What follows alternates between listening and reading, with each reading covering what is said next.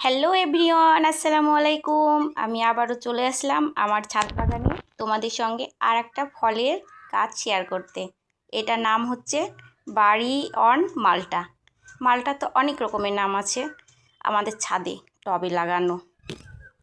কেমন লাগছে দেখো, কত বড় বড় মালটা হয়েছে। এত ফল কিভাবে হয়, কি কি সার দিই, সব কিছু ভিডিওতে শেয়ার করব। তবে ভালো লাগলে সাবস্ক্রাইব করে পাশে থাকুন।